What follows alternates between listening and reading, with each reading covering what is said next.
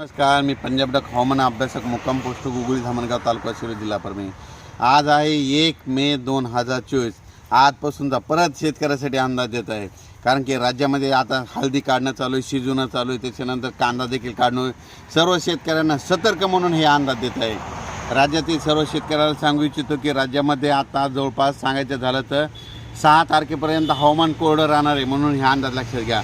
पण राज्यातले सर्व शेतकऱ्याला सांगू इच्छितो, हा तातडीचा मेसेज म्हणतो, राज्यामध्ये 7 मे पासून ते 11 मे दरम्यान वादळी वाऱ्यासह विजेसह काही ठिकाणी गारपिटीसह पाऊस येणार आहे, अवकाळी पाऊस पडणार आहे, रानातून पाणी बाहेर निघणार असा पाऊस येणार आहे, म्हणून हा अंदाज लक्षात येतो। विभागावाई बोलायचं झालं तर राज्यात सुरुवातीला आपण पूर्व विदर्भातून सुरुवात करू। राज्यामध्ये 7 ते 11च्या दरम्यान पूर्व विदर्भामध्ये म्हणजे खूप ठिकाणी शेतातून पाणी बाहेर निघाला असा पाऊस पडणार आहे, विजेचं पडणार आहे, विजा असणार आहे, गारपीट देखील होणार आहे, वारा देखील असणार आहे, म्हणून स्वतःची काळजी घ्यावी। त्याच्यानंतर पश्चिम विदर्भात देखील सर्व शेतकऱ्याला सांगू इच्छितो, 7 ते 11 मे त्या दरम्यान तुम्ही तुमच्या हळद असेल, कांदा असेल काढून झाकून ठेवा, कारण की 7 ते 11च्या दरम्यान जोरदार पाऊस पडणार आहे, ओढे नाले वाहतील असा पाऊस येणार आहे, म्हणून हा अंदाज लक्षात येतात। त्याच्यानंतर मराठवाड्याकडे वळू। मराठवाड्यात देखील 7 ते 11 दरम्यान जोराचा पाऊस राहणार आहे, म्हणजे शेतातून पाणी बाहेर निघेल असा पाऊस राहणार आहे। ऊसावाल्यासाठी हा पाऊस चांगला राहणार आहे, म्हणून हा अंदाज लक्षात घ्यायचा।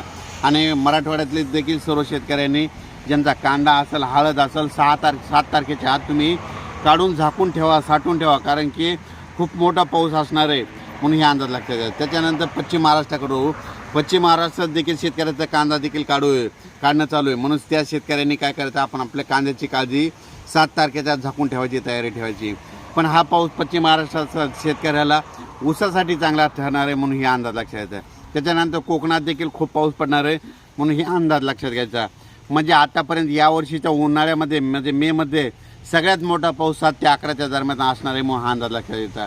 राज्य उत्तर महाराष्ट्रात देखील हा चांगला पाऊस पडणार आहे, कांदे काढणे चालू आहे। शेतकऱ्यांनी 7 तारखेच्या तुम्ही तुमचे कांदे झाकून ठेवा, कारण की 8, 9, 10, 11च्या दरम्यान जोरात पाऊस पडणार आहे, शेतातून पाणी बाहेर निघणार आहे असा पाऊस असणार आहे। काही ठिकाणी गारपीट देखील होणार आहे, म्हणून हा अंदाज लक्षात घ्यायचा। वारा देखील सुटणार आहे, म्हणून हा अंदाज लक्षात घ्यायचा। मुंबई देखील पाऊस असणार आहे, त्याच्यानंतर मुंबईला देखील पडणार आहे, नाशिक सगळीकडे पाऊस असणार आहे, म्हणून हे अंदाज लक्षात घ्यायचा। आता राज्यात एकंदर परिस्थिती सांगायची झाली तर राज्यात 7 ते 11च्या दरम्यान दररोज वेगवेगळ्या भागात 7ला एकीकडे, 8ला दुसऱ्या भागात, 9ला दुसऱ्या भागात, 10ला तिसऱ्या भागात आणि 11 तारखेला चौथ्या भागात असा दररोज एका भागात पाऊस पडणार, म्हणून अंदाज लक्षात घ्यायचा।